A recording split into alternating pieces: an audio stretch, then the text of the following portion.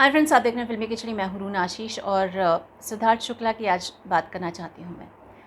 उनका देहांत हो गया है और शायद मेरे पास शब्द नहीं होंगे ये बताने के लिए कि it's not a good feeling when you talk about Siddharth. And जब आप बोलते हैं कि अब वो नहीं रहे, तो चलिए अपने तरीके से उनको याद करने की कोशिश करती हूँ। सिद्धार्थ हमेशा से लोगों की पसंद रहे हैं। पहली बार वो जब मीडिया सर्कल में भी आए, या फिर इनफैक्ट फॉर दैट मैटर कई मॉडलिंग असाइनमेंट तो किए हैं, डिज़ायर्ड मैन और फोटोजेनिक, बहुत सारी चीज़ें उनके पीछे चलती रही हैं, पसंद किया जाता रहा है। मेरी उनसे पहली मुलाकात जो हुई थी वो बालिका वधू के समय पे हुई थी। मैं ऑन लोकेशन कवर करने गई थी। उस समय मैं एक न्यूज़ चैनल में एंटरटेनमेंट हेड किया करती थी, एंटरटेनमेंट बीट को, एंटरटेनमेंट टीम को। मुझे उनका एक बहुत अलग स्वरूप दिखाई दिया, जहाँ पर वो एक बहुत ही इंटेंस और इंटेलिजेंट कलाकार के तौर पर मेरे सामने आए थे। कुछ क्रिएटिव बात हो रही थी कि कुछ शूट होना था वहाँ पर, जहाँ आनंदी और जो शिवराज है वो दोनों आते हैं और रेस्टोरेंट में खाना खाते हैं और फिर नाच गाने में गुम हो जाते हैं। इसकी जो बैकग्राउंड स्टोरी थी, जो बैक स्टोरी थी, वो ये कि शिवराज के ज़िंदगी में और उनके घर पे बहुत उथल पुथल चल रही थी, तो वो बहुत डिस्टर्ब्ड थे। और जो आनंदी है उनको चेयर अप करने के लिए बाहर खाना खाने के लिए लेकर आती है। और ऐसे में सिद्धार्थ ने कहा था कि मैक्सिमम ये हो सकता है कि जो शिवराज, जो कैरेक्टर मैं प्ले कर रहा हूँ, वो उठकर थोड़ा सा हिलने डुलने लग जाए, लेकिन वो एकदम डांस नहीं करेगा। कुछ ऐसा सा सीक्वेंस था। और फिर उन्होंने मुझसे बोला एंड आई वाज लाइक कि हाँ, आपकी बात सही है, but certainly I am a journalist, मैं एक लिमिट के बाद बोलना मेरा ठीक नहीं लगता है। मैंने कहा लेकिन फिर भी जो क्रिएटिव और आपके बीच में सही बातचीत हो वही ठीक होगा।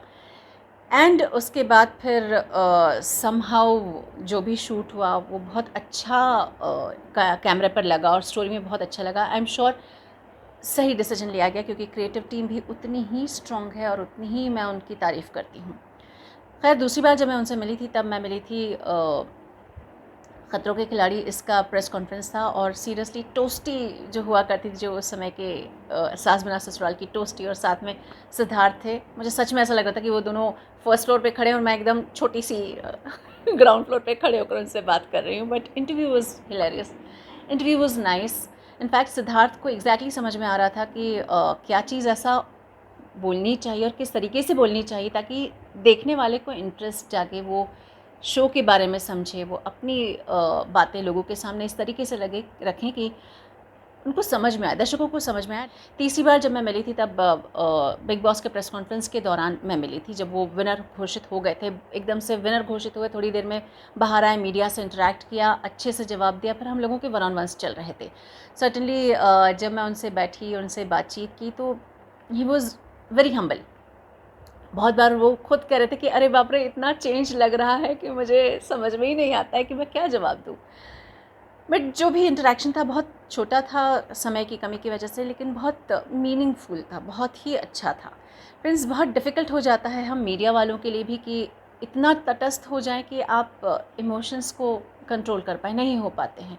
शायद हम लोग बोलते नहीं होंगे, लेकिन हम लोगों को भी उतना ही दर्द होता है, उतना ही बुरा लगता है जब आपके सामने एक ऐसे हीरो को दिवंगत कहना पड़ता है जिसकी एनर्जी और उसका प्यार मीडिया वालों के लिए इतना ज़्यादा रहता है कि वो आपकी हर हाँ या ना, या इंटरव्यू के लिए मैं दे सकता हूँ या नहीं दे सकता हूँ, बहुत तरीके से और बहुत तमीज़ से आपके सामने रखता है।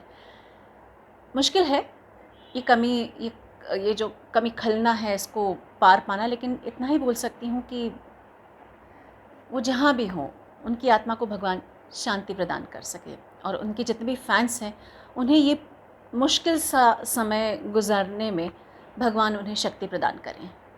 जय हिंद।